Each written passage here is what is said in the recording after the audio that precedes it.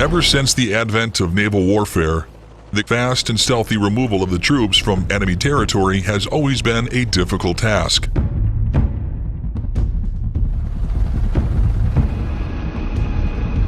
This difficulty has, however, been surmounted by the use of highly versatile helicopters.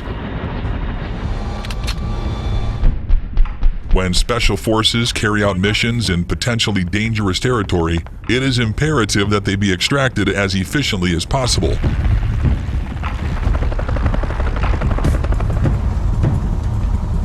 However, troop extraction becomes extremely difficult when it has to be done by sea.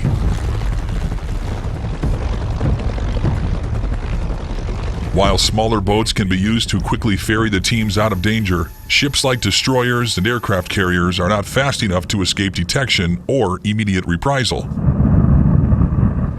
This is where the combination of sea and air combat technology has proven to be the perfect solution.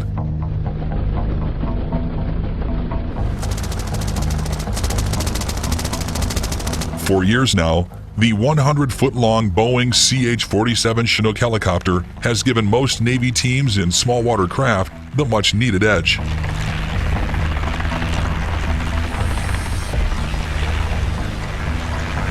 The twin-engine Chinook has an interior bay capable of holding up to 55 troops at once. The dual-rotor system boasts a combined maximum force of 10,138 horsepower.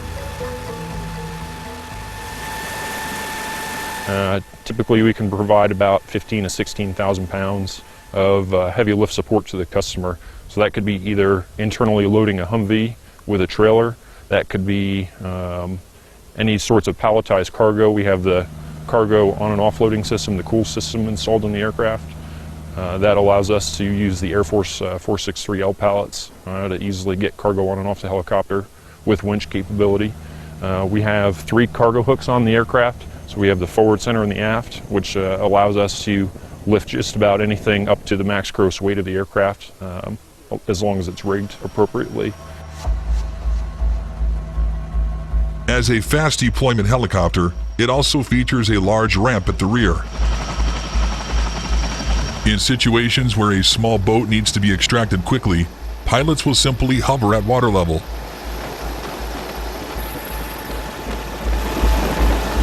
Within seconds, the Navy team, the boat, and the helicopter can be flying away to safety at nearly 190 miles per hour.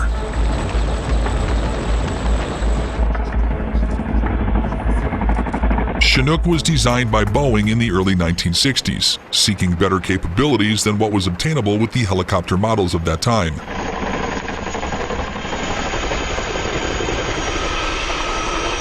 The Chinook, with its massive 60-foot rotors, was intended to carry very large payloads into very difficult areas when needed.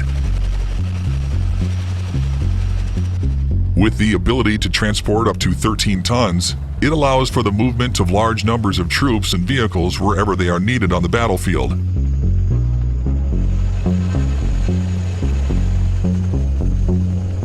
The twin-rotor aircraft was also outfitted with a variety of armaments and could reach heights of 20,000 feet very quickly. When even faster extractions are needed, the Chinook is capable of using a technique known as sling loading to pick up vehicles, supplies, and other heavy objects.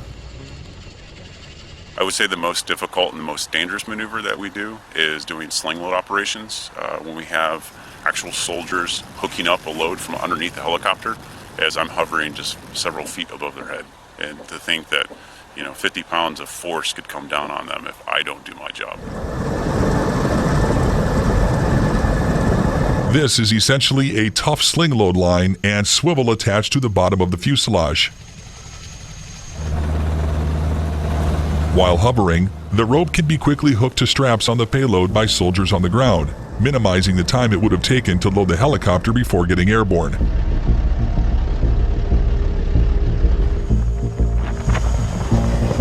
The Chinook can support up to 8 tons using this technique that enables it to easily transport important military items.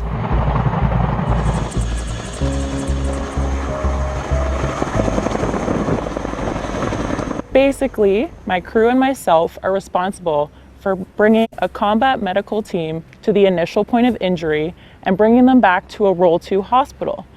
This is where our medics would be. So we're gonna have a doctor, a nurse, and 2 medics on board the aircraft every time we fly and go pick up a patient. Basically, it takes up about 2 seats right here, and there's enough room to lay patients on the floor. Aside from troop and supply delivery, helicopters have a long and well-established history of being used for medical evacuations as well.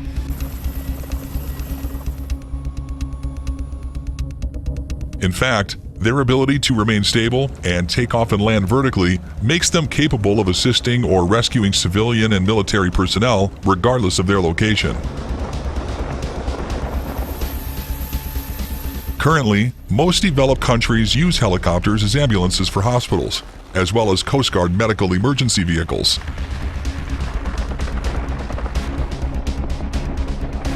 When performing an evacuation in dire circumstances, such as on oil rigs or ships at sea, the helicopter in most cases will not even touch down. Instead, it will hover about 15 to 20 feet above the helipad. Personnel affix a sling rope with a padded end loop to the patient, who is usually accompanied by a crew member. Once in place, the patient and the attending crew member will carefully be reeled into the cargo bay, where a medical team will be waiting to provide treatment. Milliliters. Tell me what drug you I've got. got no pip right now, but it'd be 10 to 35. I've got FiO2 at 21. We can bump that up. Sometimes, the sling rope is spread out and attached to a stretcher bed when the patient is incapable of standing or being directly strapped. The workhorse for many such civilian and military rescue teams is the Augusta Westland EH-101 Merlin Mk4 helicopter.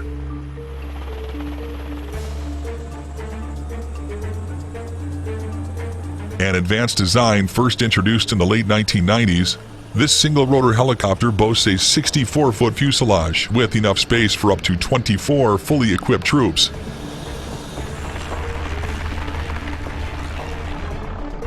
As a mobile hospital, it can accommodate up to 4 stretchers at once, as well as a full medical team.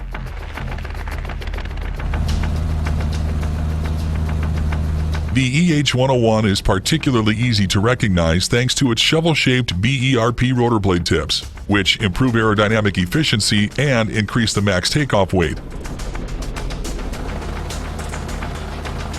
Besides which, the helicopter is also equipped with other special features that make it the perfect fit for the job.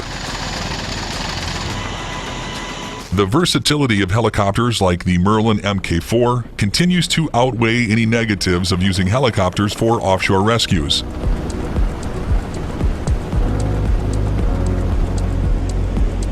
Though rain and harsh seas may cause some difficulty for crew, these rotor machines remain amongst the fastest and safest ways of inserting troops or moving vulnerable people to safety.